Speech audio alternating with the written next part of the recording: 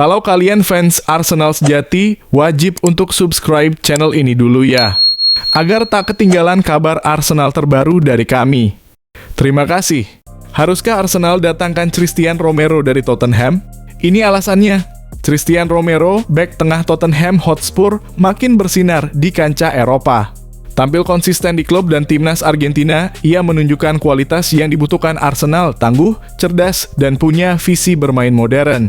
Di musim Premier League 2023/24, Romero mencatatkan 2.586 operan, termasuk rekor 141 operan sukses dalam satu laga. Dengan akurasi 89,4% dan ratusan progressive passes per laga, ia sangat cocok dengan gaya build-up ala Arteta. Tak hanya piawai mengatur bola, Romero juga tangguh dalam bertahan. Ia memenangkan 41 perebutan bola hanya dalam 6 laga awal musim lalu dan mencatatkan 9,2 recoveries serta 91% akurasi operan di Liga Eropa 2024/25. Mentalitas juara. Sudah terbukti ia membawa Argentina menjuarai Copa América, Finalissima, dan Piala Dunia. Dengan statistik gemilang di Premier League musim lalu dan peran pentingnya dalam pertandingan besar, Romero bisa jadi pemimpin baru lini belakang Arsenal. Tapi bisakah transfer dari rival sekota ini benar-benar terjadi? Bagaimana menurut Anda, Go Owners? Apakah Christian Romero layak diboyong ke Emirates? Tulis pendapatmu di kolom komentar.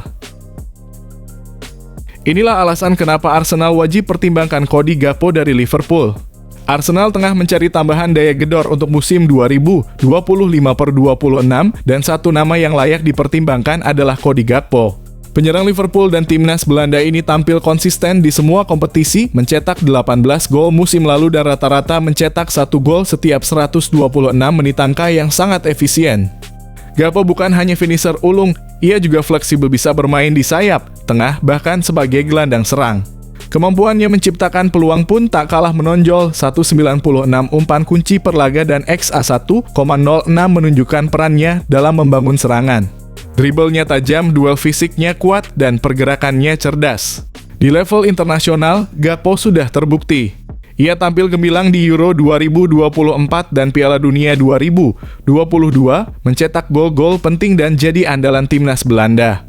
Mentalitas dan pengalaman di turnamen besar menjadi nilai tambah besar bagi skuad muda Arsenal.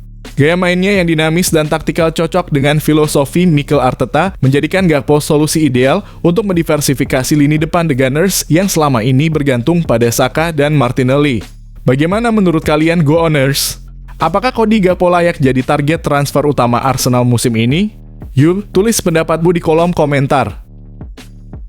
Arsenal wajib datangkan Michael Olise dari Bayern Munich demi memperkuat lini serang. Menjelang musim 2025/26, Arsenal perlu tambahan kreativitas di lini serang. Nama Michael Olise, winger Bayern Munich dan timnas Prancis, muncul sebagai sosok ideal. Di musim debutnya di Bundesliga, Olise mencetak 12 gol dan 15 assist hanya dari 34 laga. Total 21 assist dan 17 gol di semua kompetisi menjadikannya motor serangan utama Bayern setelah Harry Kane. Olise bukan hanya pencetak gol, tapi juga kreator ulung. Ia mencatatkan 3,28 key passes per 90 menit, memimpin Bundesliga dalam big chances created dan through balls. Gaya bermainnya cepat, penuh visi, dan selalu memberi ancaman dari sisi sayap. Tak hanya itu, ia juga aktif dalam pressing dan kuat dalam duel 1 lawan 1. Bersama timnas Prancis, performanya terus mengesankan dari Olimpiade 2024 hingga Nations League. Ia berkontribusi dalam kemenangan krusial dan mendapat pujian dari The Champs dan rekan-rekannya.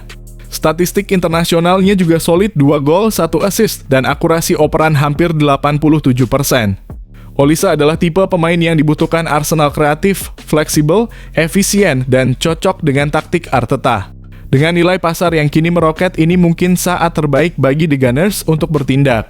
Bagaimana menurut kamu, Go Owners? Apakah Michael Olise pantas jadi target utama Arsenal musim ini? Tulis pendapatmu di kolom komentar. Optional terbaik. Arsenal wajib mendatangkan Jules Kounde dari Barcelona.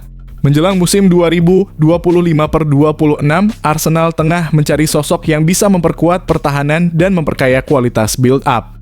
Jules Kounde, bek andalan Barcelona dan timnas Prancis, muncul sebagai pilihan tepat.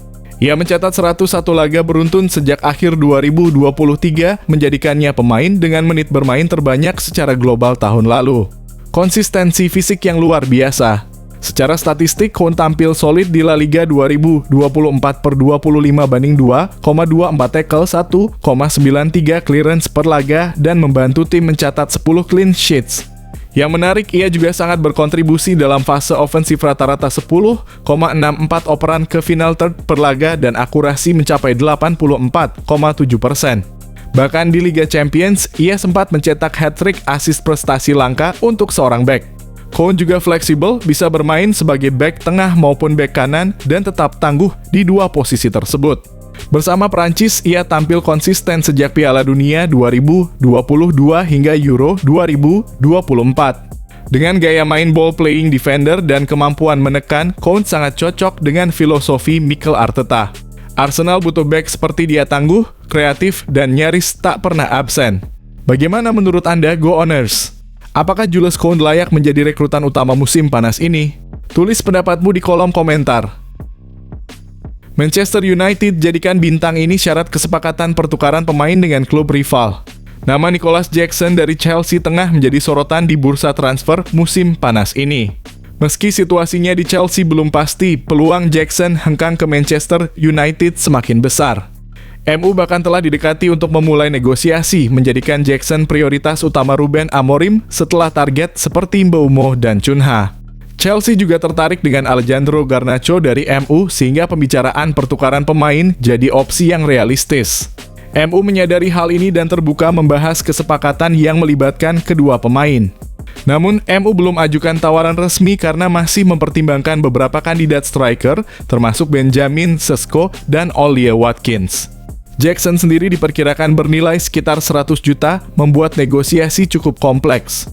Menariknya, Jackson tidak menutup kemungkinan pindah ke MU meski tanpa jaminan Liga Champions. Prioritasnya tetap bertahan di Chelsea, tapi United dianggap alternatif menarik jika peluang itu tak terbuka. Bagaimana menurut kamu, fans MU? Apakah transfer Nicholas Jackson dengan opsi pertukaran pemain ini langkah tepat? Tulis pendapatmu di kolom komentar. Obrolan Vigo, Chelsea temukan Hazard baru dalam sosok Malik Fofana.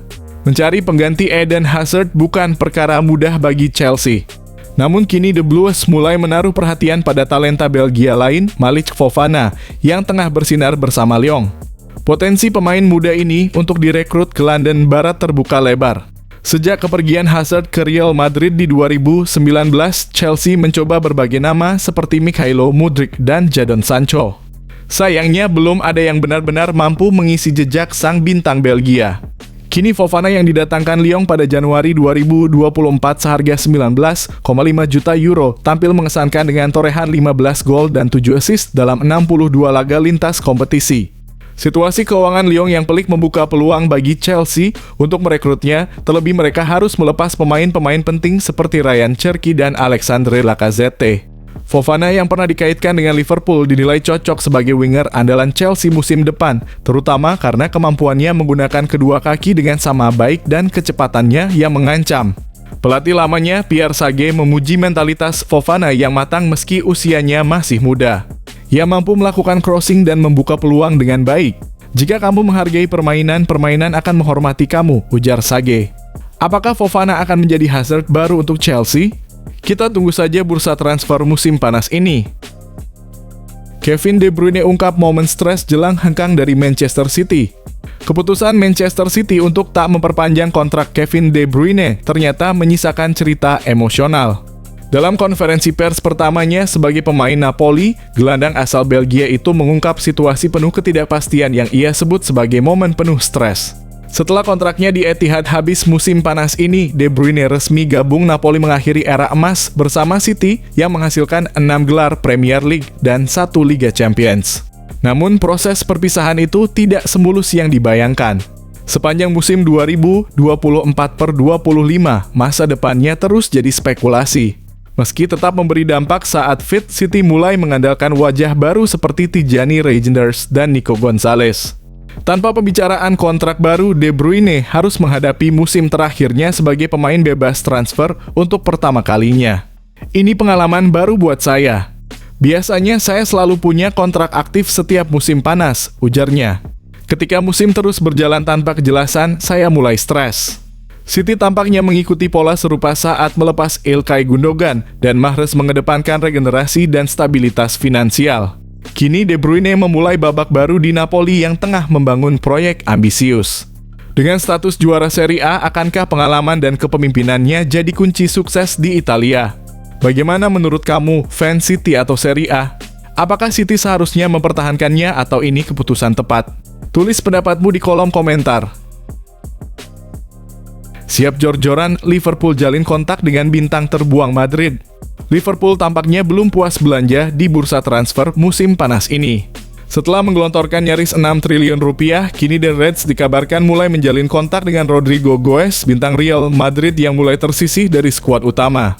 Laporan dari Foot Mercato menyebut Liverpool telah menghubungi perwakilan Rodrigo untuk membicarakan kesepakatan pribadi.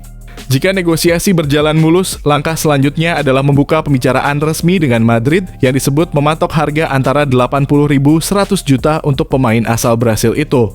Saat ini skuad Arne Slot sudah diperkuat nama-nama baru seperti Florian Wirtz dalam kurung 125 juta, Hugo Ekitike dalam kurung 95 juta, Milos Kerkez dalam kurung 47 juta, dan Jeremy Frimpong dalam kurung 40 juta.